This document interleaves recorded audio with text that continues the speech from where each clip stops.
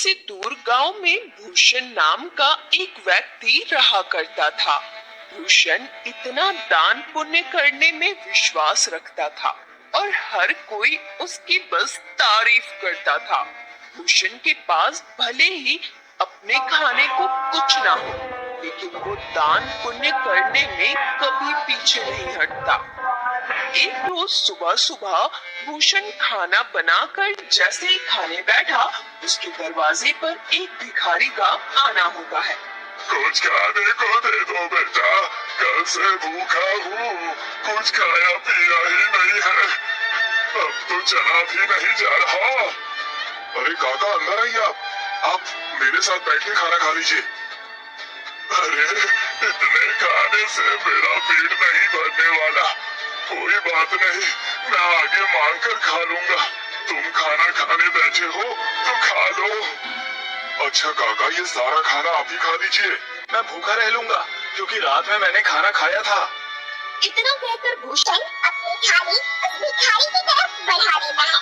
भिखारी भी खाना देकर दोनों हाथों से जल्दी जल्दी खाने लगता है और खाना खाने के बाद भिखारी भूषण को ढेर सारा आशीर्वाद देते हुए कहता है, भगवान तुम्हें हमेशा खुश रखे बेटा, तुमने अपने हिस्से का खाना मुझे खिलाया है। आजकल ऐसे दानवीर लोग मिलते ही कहाँ है, तुम्हारा भला हो।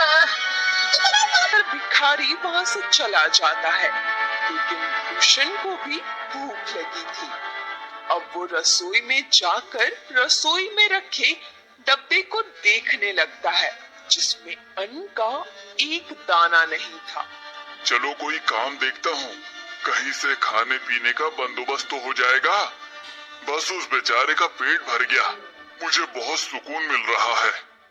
अब भूषण घर से निकलता है तभी उसे गांव का मदन लाल देखकर अपनी पत्नी से कहता है, अरे कब से ये अनाज की बोरियां मैं अकेले ही उठा रहा हूँ।